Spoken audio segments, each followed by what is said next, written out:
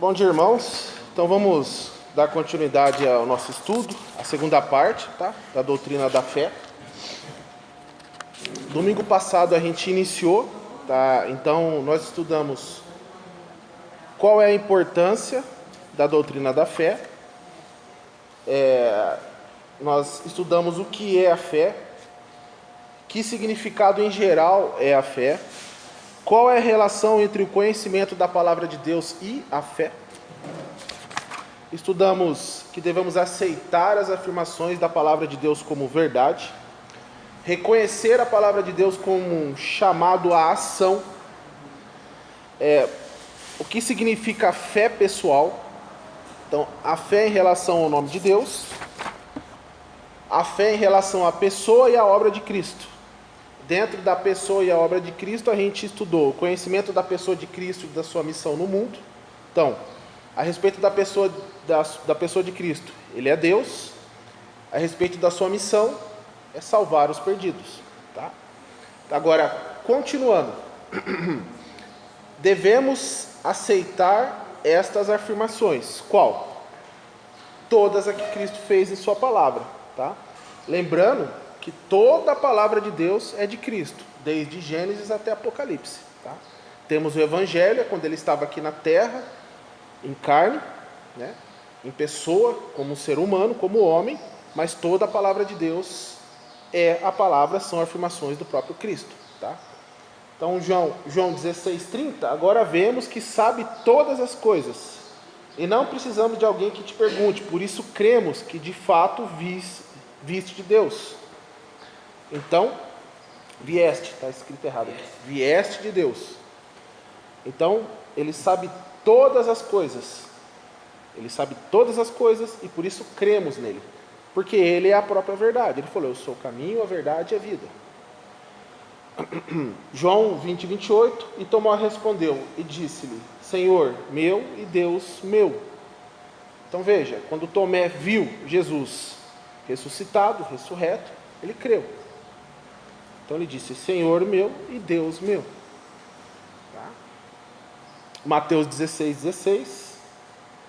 E Simão Pedro respondendo disse, Tu és o Cristo, o Filho do Deus vivo. Então, o conhecimento de Cristo e da sua missão no mundo. É o Cristo. Cristo quer dizer Messias, o Salvador, e o Filho de Deus. Ok? João capítulo 6, do versículo 68 ao 69. Respondeu-lhe, pois, Simão Pedro, Senhor, para quem iremos nós? Tu tens as palavras da vida eterna, e nós temos crido e conhecido que tu és o Cristo, o Filho do Deus vivo. Então, quando Jesus pregou aquele sermão duro, todos foram embora, menos os 12. E Jesus falou, vocês não vão também? Vocês não vão? Simão falou, para onde que nós vamos? Não temos para onde ir. Não temos para onde ir. Por quê? Tu tens as palavras da vida eterna. Então, devemos aceitar essas afirmações. Que Ele é o Deus vivo, que Ele é o Filho de Deus, e que Ele tem a palavra da vida eterna. Então, devemos receber Cristo pessoalmente, crendo que Ele é tudo quanto afirma ser. Então, a fé pessoal. João capítulo 1, versículo 12. Mas a todos quantos o receberam, deu-lhes o poder de serem feitos filhos de Deus, aos que creem no seu nome. Então, a fé pessoal, individual, de cada um em Cristo. Por quê? Cada um dará conta de si mesmo. Você não vai dar conta da sua esposa, você não vai dar conta do seu marido, você não vai dar conta dos seus filhos, do seu vizinho, do seu pai, não, você vai dar conta de si mesmo. Então, pessoalmente você tem que crer e receber. Por quê? Você vai ter o poder de ser feito filho ou filha de Deus. E pela doutrina da adoção, você é adotado como filho adulto. Por que filho adulto? Com direito a todas as promessas. Então, quando você crê, você é adotado como filho de Deus. Você é cordeiro de Cristo. Você vai reinar com Cristo. Tá? Por isso que a fé é pessoal. João capítulo 5, versículo 24. Pulei um? Desculpa, 8, do 21 ao 24. Acho que é para trás. Isso. Disse-lhe, pois, Jesus outra vez: eu retiro-me, e buscar-me-eis, e morrereis no vosso pecado. Para onde eu vou, não podeis vós ir. Diziam, pois, os judeus: porventura quererá matar-se a si mesmo? Pois diz: para onde eu vou, não podeis vir. E dizia-lhes: vós sois de baixo, eu sou de cima. Vós sois deste mundo, eu não sou deste mundo. Por isso vos disse que morrereis em vossos pecados. Porque se não crerdes que eu sou, morrereis em vossos pecados.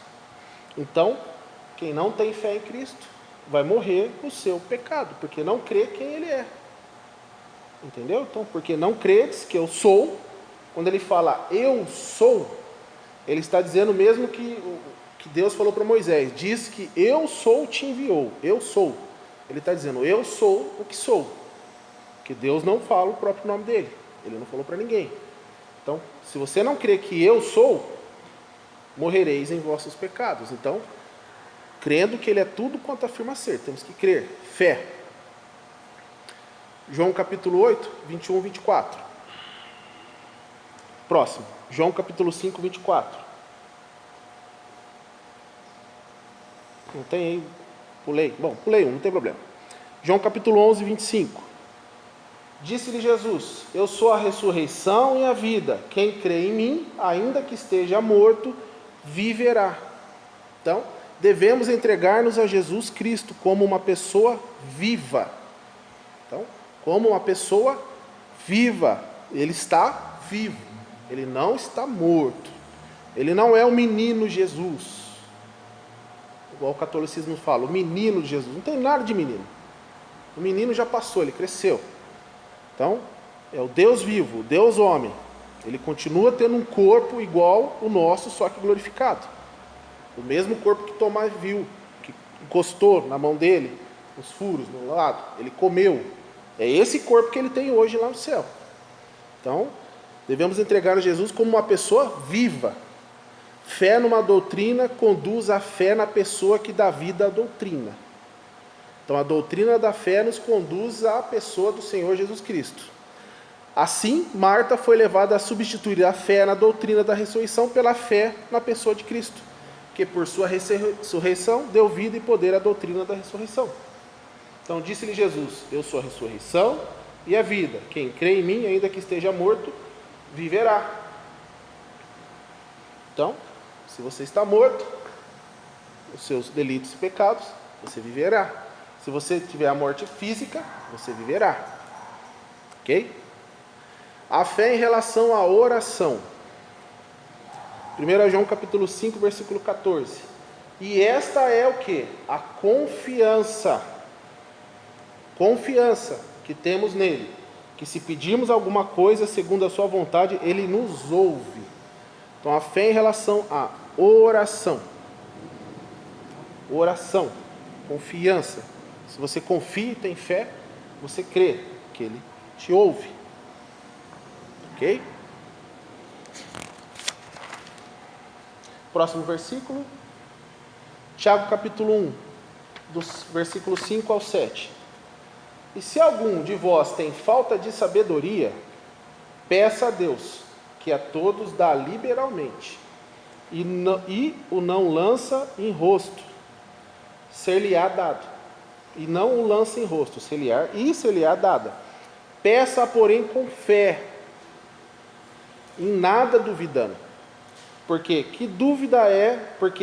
dúvida é semelhante à onda do mar, que é levada pelo vento e lançada de uma para outra parte. Não pense tal homem que receberá do Senhor alguma coisa. Tá? Então, com fé, nada duvidando. Dúvida é semelhante à onda do mar. Então, se você duvida, se você não tem fé, o que acontece? Nada. Você não recebe. Você não tem fé. Então, a fé em relação à oração. Mateus capítulo 11, versículo 24. Portanto, eu lhes digo, tudo que vocês pedirem em oração, creiam que já o receberam, e assim lhes sucederá. Ok? Assim lhes sucederá.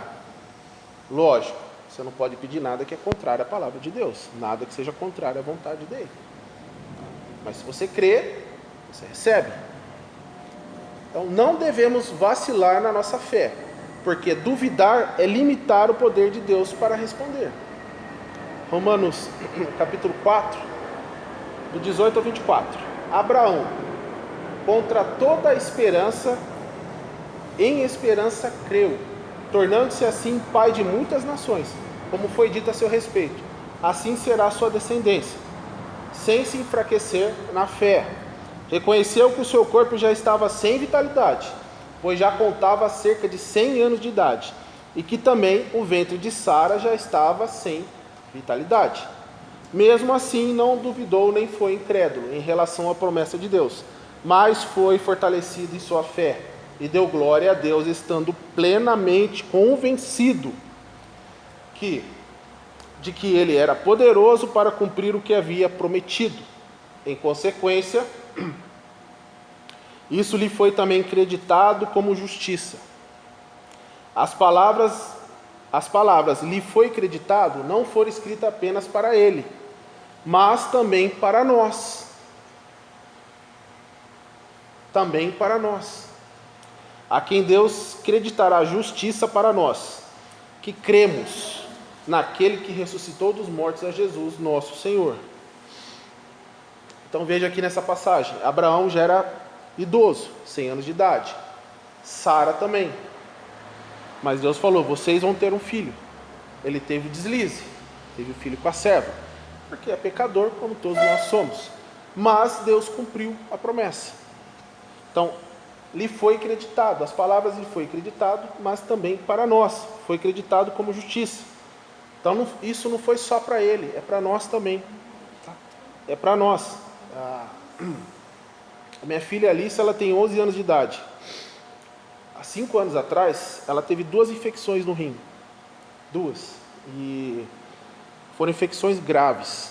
Ela quase perdeu os 2 rins. Um rim dela funcionava a 30%. O outro rim a 60%. Então ela ficou com 90% de função de um rim inteiro. A médica explicou que você tendo um rim, você vive normalmente. Mas que ela não poderia ter outra infecção. Que se ela tivesse, ela ia perder o rim. Ela podia ou morrer por insuficiência renal ou depender de um transplante.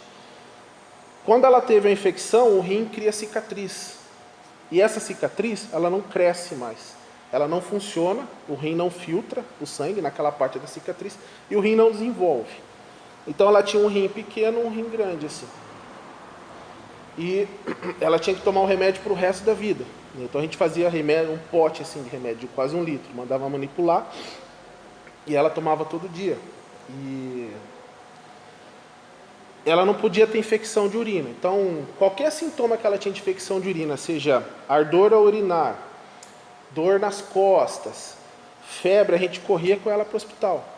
Né? A gente ficou nessa luta acho que 3 anos.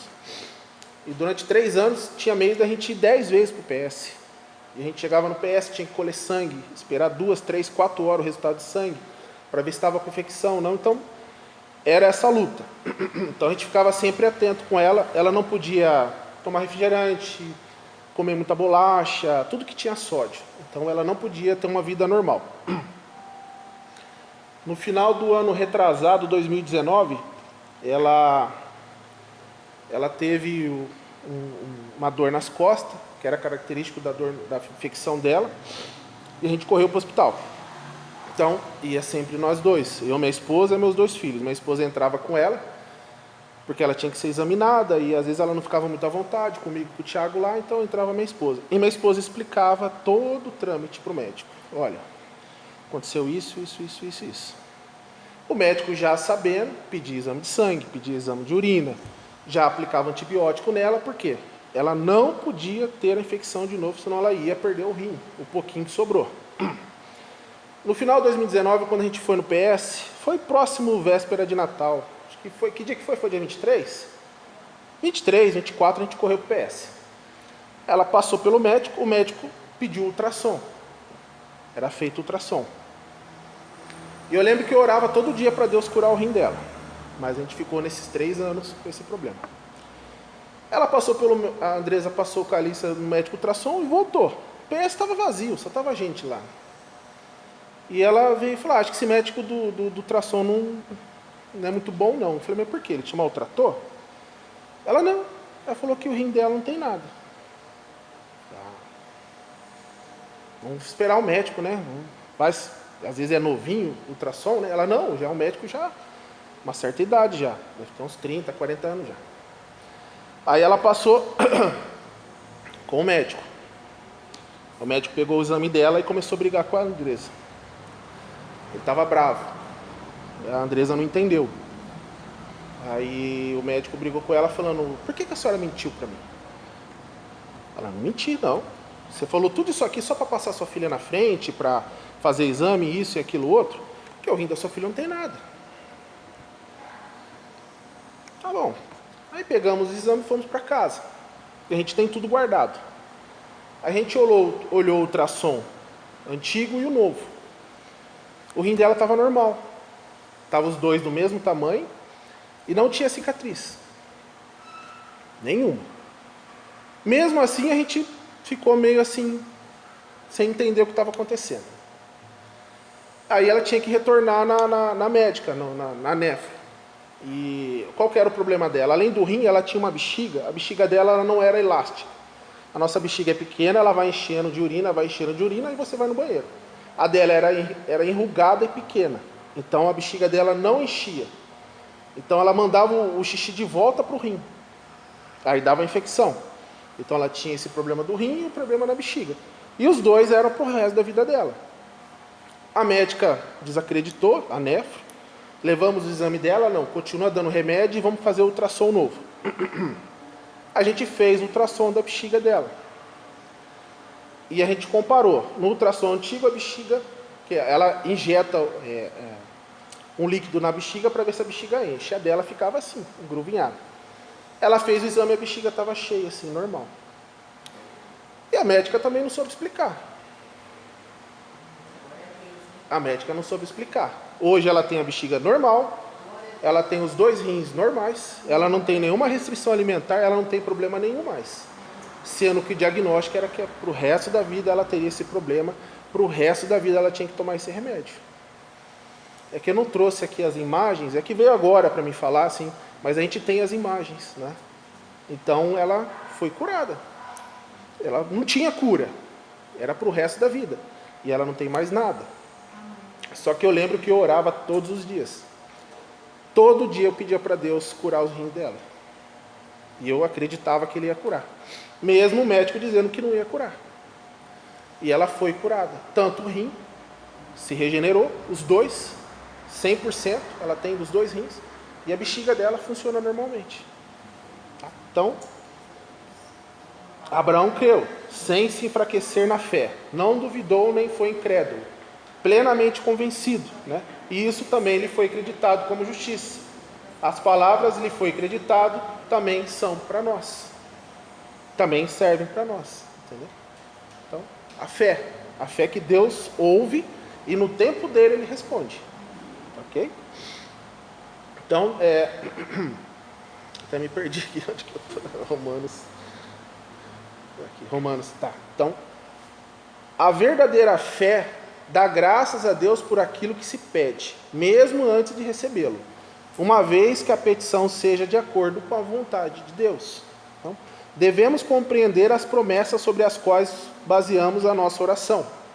Se cremos que as promessas merecem nossa confiança, ponhamos-los à prova. Assim, avistaremos pela fé aquilo que no momento talvez seja invisível, e ao nosso conhecimento ainda não existe. Contudo, afirmaremos ser aquilo uma realidade maravilhosa.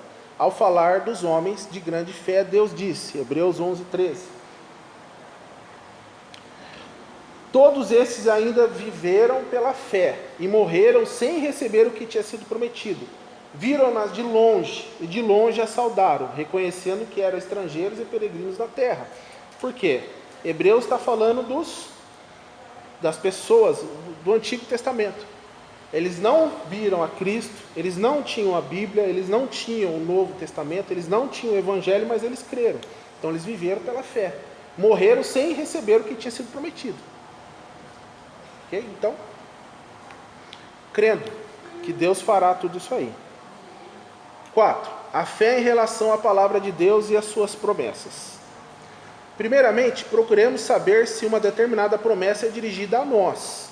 Então, devemos crer que Deus quer fazer tudo o que a promessa indica, aceitando-a sem diminuir nem descontar uma palavra. Deus não mente, nem pode mentir. Tiago 1, capítulo 1, do versículo 1 ao 2. Paulo, servo de Deus e apóstolo de Jesus Cristo, para levar os eleitos de Deus à fé e ao conhecimento da verdade, que conduz à piedade. Fé e conhecimento, que se fundamentam na esperança da vida eterna, a qual Deus não mente, ao Deus que não mente, prometeu antes dos tempos eternos. Então Deus não mente, e Ele não pode mentir. Então todas as promessas da Bíblia são verdades, são verdadeiras. Ok? Crendo nas promessas, devemos agir de acordo com elas. Nisto se vê a diferença entre a crença e a fé. A fé sustenta a crença, dando-lhe vida, realidade e atividade. Hebreus 11:11. Pela fé, Abraão e também a própria Sara, apesar de estéril e avançada em idade, recebeu o poder para gerar um filho, porque considerou fiel aquele que lhe havia feito a promessa. Então, ele considerou o quê? Que quem fez a promessa é fiel. Então, pela fé, ele acreditou. A fé, nenhuma dificuldade pode vacilar. Hebreus 11:35. Houve mulheres que pela ressurreição tiveram de volta os seus mortos. Alguns foram torturados e recusaram ser libertados, para poderem alcançar uma ressurreição superior. É tão absoluta que sobrevive até a aparente perda daquilo que já adquiriu pela mesma fé. Hebreus 11:17. Pela fé, Abraão, quando Deus o pôs à prova, ofereceu Isaque como sacrifício. Aquele que havia recebido as promessas estava a ponto de sacrificar o seu único filho. Porque Abraão tinha fé em Deus. E ele sabia que quando Deus pediu aquilo, ele sabia que era bom. Que era bom. Ele ainda não entendia o porquê, mas ele tinha fé que era bom. Então, pediu o sacrifício. Isaque. O que Deus pede sacrifício hoje nosso? Que nós apresentemos nosso corpo como sacrifício vivo, santo e agradável ao Senhor, que é o nosso culto racional. E não nos conformemos com esse mundo, mas vivamos pela renovação do Espírito. Então, um sacrifício vivo. Deus não quer que você se mate. Vivo, santo e racional. Okay? É isso que Deus pede para a gente. Se Ele está pedindo isso, quer dizer que é bom.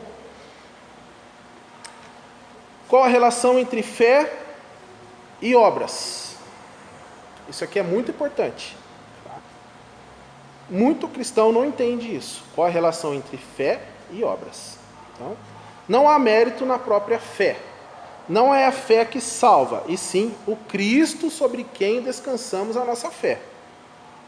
Tá? Ele é quem salva. Alguns dizem, não importa o que se creia, uma vez que a pessoa seja sincera na sua fé. Eu já ouvi isso. Tá? Um policial, colega meu de trabalho, e eu sou salvo há 10 anos, ele deve ser salvo há uns mais de 20 anos. E a gente estava conversando uma vez, ele é igreja pentecostal, sempre foi, sobre o pastor falar que se a mulher tiver fé, que ela saia que ela usa, através daquela saia, Jesus vai alcançar a fé que ela está tendo. Eu falei, não tem nada a ver isso aí. Não é a fé na saia, no cabelo comprido, não, é a fé em Cristo. E ele não aceitou. Então aqui, não importa o que se creia, uma vez que a pessoa seja sincera em sua fé. Não. É a fé em Cristo. Então não é a fé no cabelo comprido, na saia comprida, não. A fé em Cristo. Pode ser que alguém seja sincero no que crê, mas se dá crédito a uma mentira, de nada adianta a sua crença. Os adeptos de Baal no Velho Testamento eram sinceros na sua fé, mas os seus deuses de madeira e de pedra não lhes podiam responder com poder, como o Deus de Elias pôde fazer.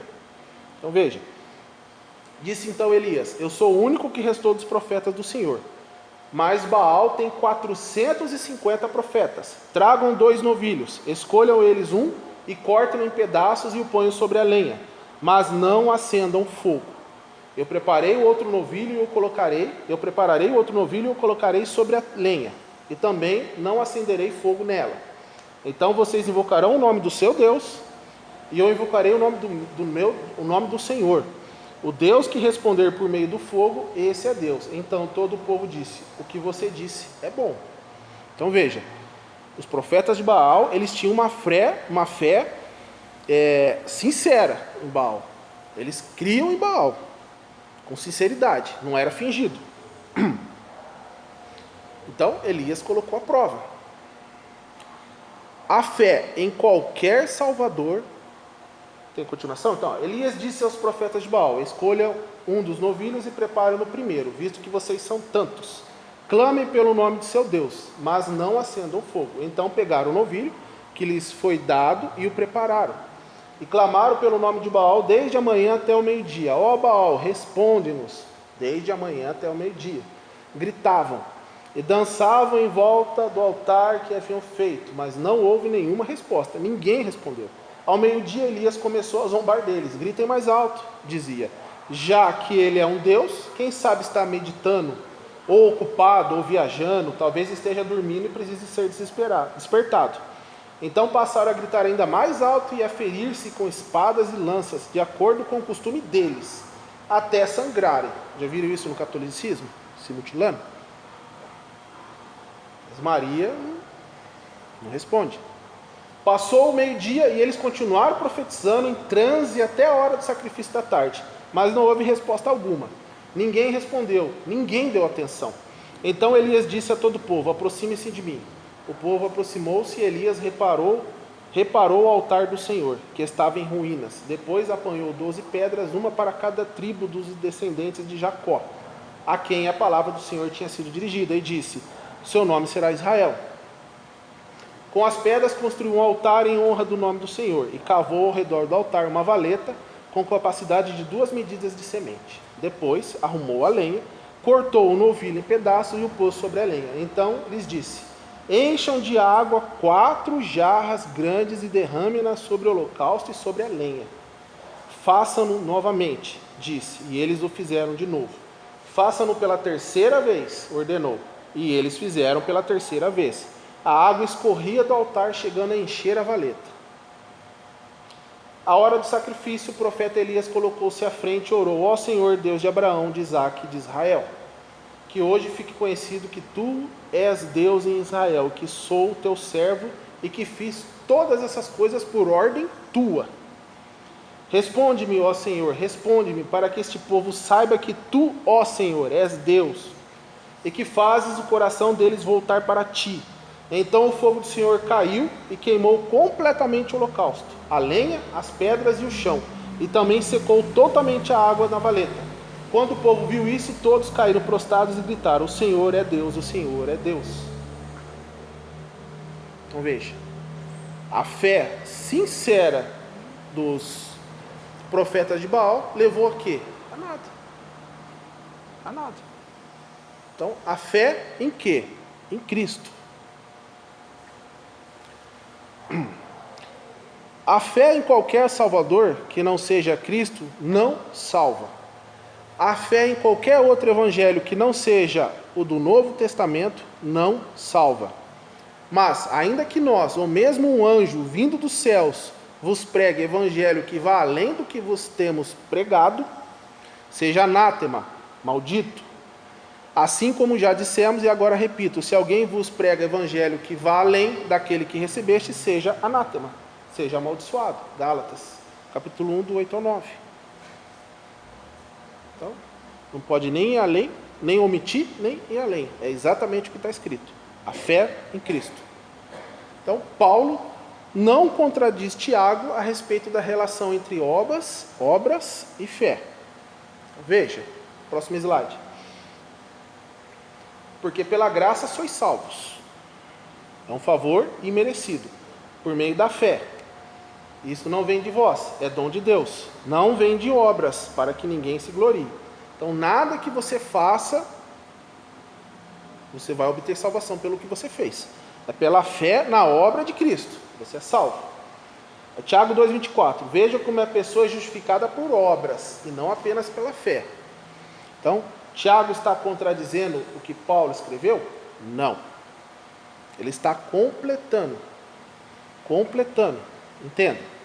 Próximo slide. De que adianta, meus irmãos, alguém dizer que tem fé se não tem obras? Acaso a fé pode salvá-los? Se um irmão ou irmã estiver necessitado de roupas e do alimento de cada dia, e um de vocês lhe dizer, vá em paz, aqueça-se e alimente-se até satisfazer-se, sem porém lhe dar nada, de que adianta isso? Assim também a fé, por si só, se não for acompanhada de obras, está morta. Está morta. Uma fé morta. Quem que expressa uma fé morta? O morto. Morto em seus delitos e pecados. O morto expressa uma fé morta. O vivo, aquele que foi vivificado, expressa uma fé viva. É diferente. Não é só da boca para fora. Próximo slide.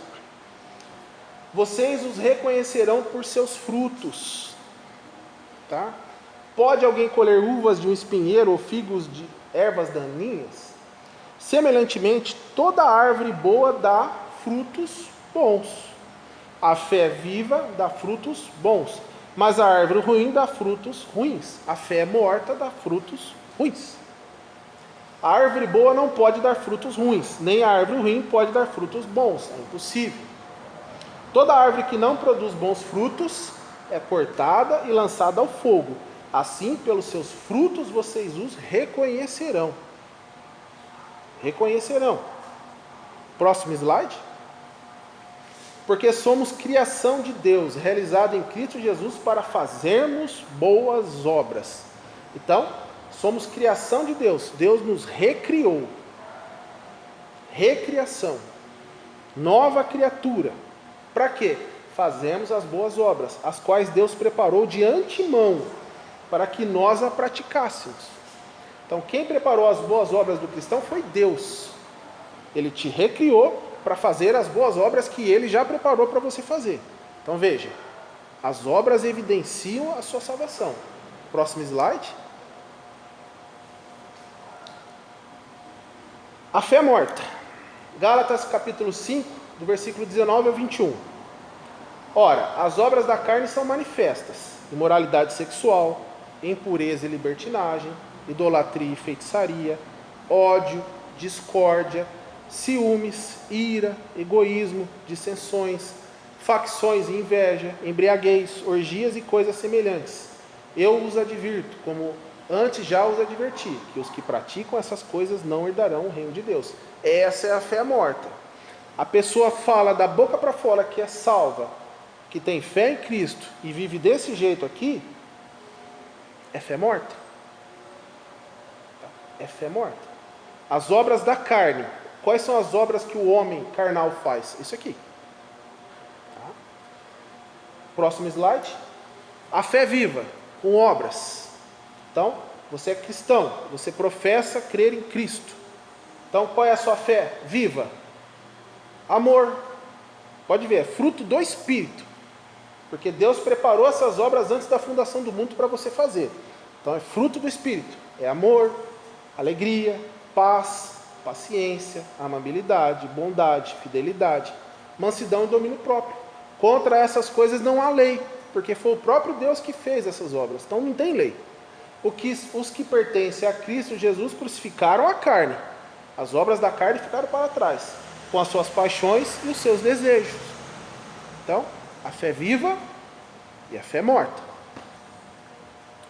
Então, Paulo escreve contemplando o assunto do ponto de vista de Deus e afirma que somos justificados diante de Deus sem obra alguma da nossa parte, e somente pelos méritos em Cristo, cuja obra redentora já foi completada na cruz. Tiago considera o assunto de ponto de vista dos homens, que somente pode julgar o testemunho do crente por meio de uma mudança nas ações, e por isso declara, Tiago 2,24, não tem problema, eu falo aqui, verificais que uma pessoa é justificada por obras e não por fé somente. Eu creio em Cristo e tenho os frutos do Espírito. Creio em Cristo, tenho o fruto do Espírito. Creio em Cristo, tenho o fruto do Espírito. Se eu falo que eu creio em Cristo, tenho as obras da carne, eu sou morto, eu não fui regenerado. Ok? Então, Mateus, capítulo 25, a fé viva, com obras. Então o rei dirá aos que estiverem à sua direita. Jesus voltou, chamou todo mundo, separou. À direita. Então o rei dirá aos que estiverem à sua direita: venham benditos de meu Pai, recebam como herança o reino que lhes foi preparado desde a criação do mundo. Pois eu tive fome e vocês me deram de comer. Eu tive sede e vocês me deram de beber. Fui estrangeiro e vocês me acolheram. Necessitei de roupas e vocês me vestiram. Estive enfermo e vocês cuidaram de mim. Estive preso e vocês me visitaram. Então os justos lhes responderão: Senhor, quando te vimos com fome e te demos de comer, ou com sede e te demos de beber? Quando te vimos como estrangeiro e te acolhemos, ou necessitado de roupas e te vestimos? Quando te vimos enfermo ou preso e fomos te visitar? O rei responderá: digo-lhes a verdade, o que vocês fizeram a alguns dos meus menores irmãos, a mim o fizeram. Fé viva com obras, preparadas por Deus. Próximo slide. Fé morta, sem obras.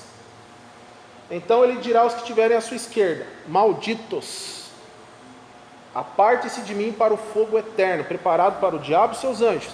Pois eu tive fome e vocês não me deram de comer, tive sede e não me deram para beber. Fui estrangeiro e vocês não me acolheram, necessitei de roupas e vocês não me vestiram. Estive enfermo e preso e vocês não me visitaram. Eles também responderão: Senhor, quando te vimos com fome ou com sede, ou estrangeiro, ou necessitado de roupas, ou enfermo, ou preso, e não te ajudamos? Ele responderá: digo-lhes a verdade, o que vocês deixaram de fazer a alguns destes pequeninos, também a mim deixaram de fazer.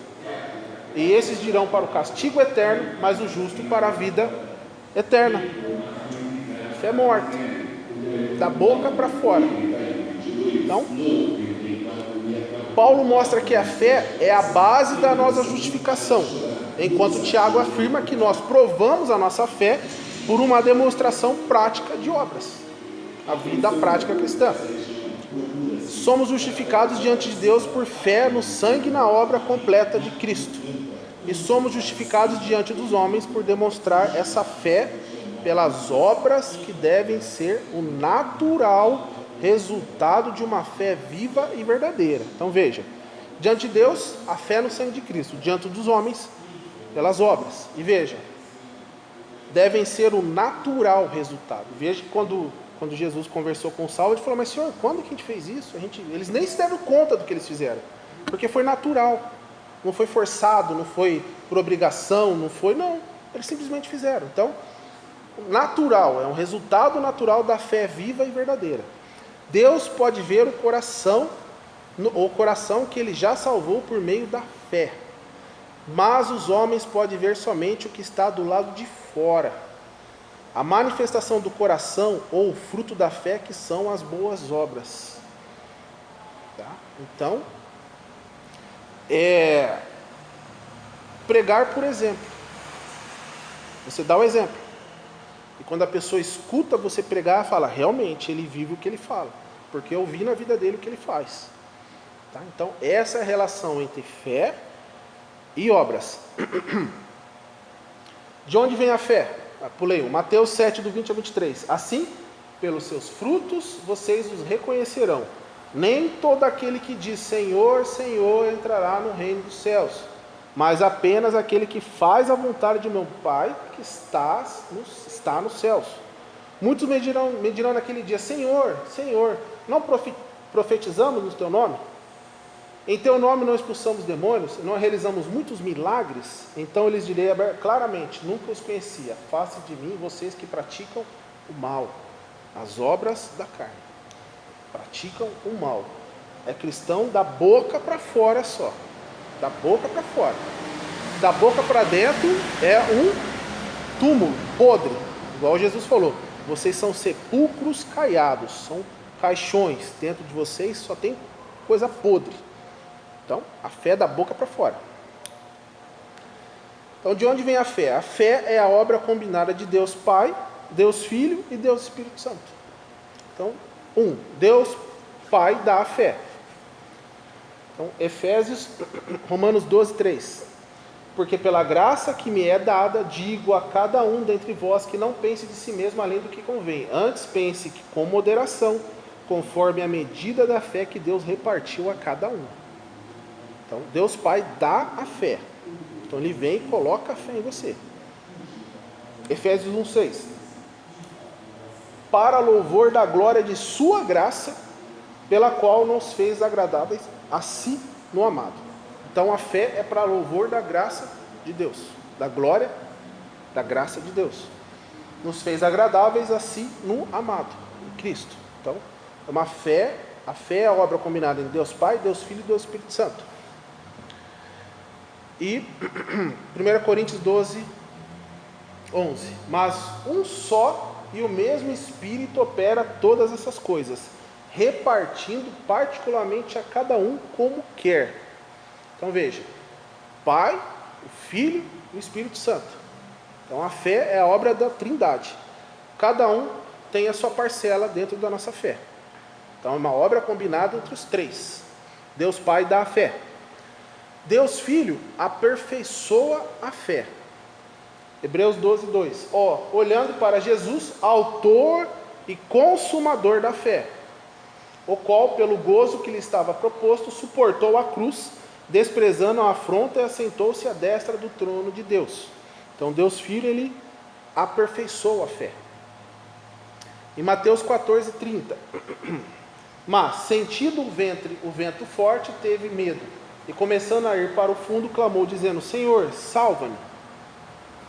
Então, em Mateus vemos que Pedro podia andar por cima da água, pela fé, enquanto seus olhos permaneciam fitados, apontados para Cristo. Sua fé era em Cristo e o seu poder de fazê-lo andar por cima da água. Mas quando ele viu as ondas quebrando em redor, sentiu a dúvida e o temor penetrar em seu coração e começou a afundar. No momento em que tiramos os nossos olhos de Cristo e contemplamos o mundo em redor de nós, cheio de dificuldades e impossibilidades, a fé em Cristo dá lugar ao temor das circunstâncias. Lucas 17, 5, os apóstolos disseram ao Senhor, aumenta a nossa fé. Então, Deus Pai dá a fé, Deus Filho aperfeiçoa a fé. Deus Espírito Santo administra a fé. 1 Coríntios 12, 9. A outro a fé pelo mesmo Espírito. Então, Deus Espírito Santo é o executivo da Trindade. Ele aplica e administra a fé. A fé, pois, é um dom de Deus. Deus Pai é sustentada e promovida por Deus Filho e é administrada por Deus Espírito Santo. Então, a outro a fé pelo mesmo Espírito. Há também um aspecto humano da fé. Ainda que a fé seja obra da Trindade, somos responsáveis se não a temos. Porque Deus quer promover a fé em todas as suas criaturas. E o fará se elas não resistirem ao seu Espírito Santo. Por conseguinte, somos responsáveis nem tanto pela falta de fé, mas por resistirmos ao Espírito que procura promover a fé em nossos corações. Romanos 10, 17.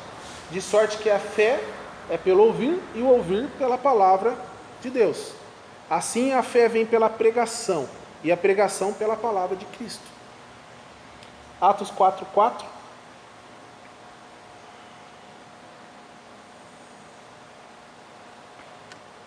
Muitos, porém, dos que ouviram a palavra creram, e chegou o número desses homens a quase 5.000. Então,